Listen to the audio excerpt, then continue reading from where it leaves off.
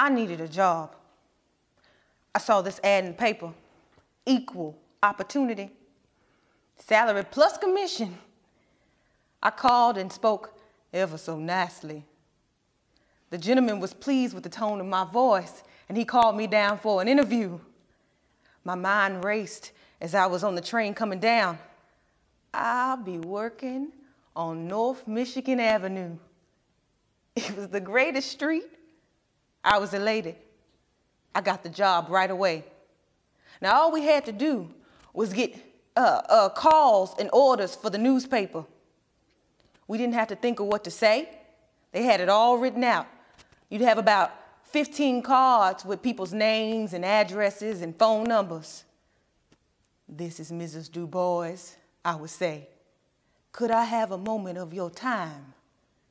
We're wondering if you now subscribe to any newspapers.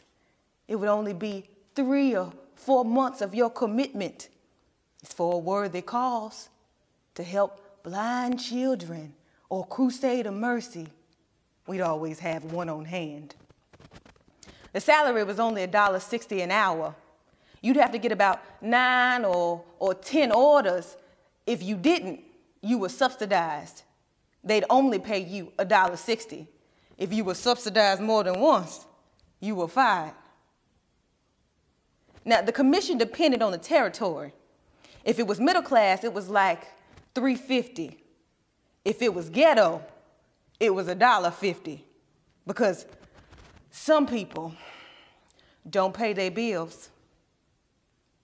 I worked the ghetto areas.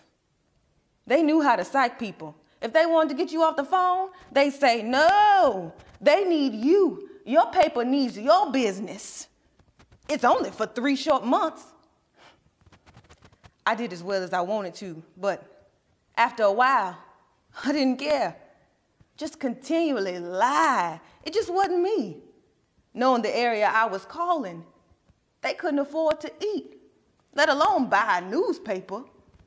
They say, "Lady, I have 9 or 10 to feed, otherwise I'd help you." Now, what can you say? Some of them couldn't even read. Honest to God. You know what I would say? I say, "Well, if you don't read the paper, if you don't read anything but the comic strips, or if you got kids, they gotta learn how to read the newspaper or the comic strips." I'm ashamed just thinking of it. But what got me, what really did it for me, was this one call I made.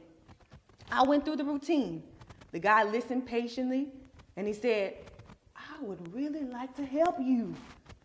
He was blind himself. Now that really got me. He was poor, I'm sure of that. It was the worst area I had to call.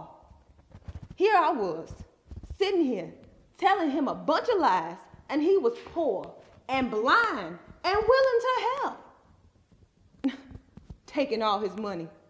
That's when I left for the ladies' room. I was nauseous. I came back and I just sat there. Didn't make any calls, didn't phone nobody. Supervisor wanted to know why I was just sitting there. I told him I wasn't feeling good, and I went home.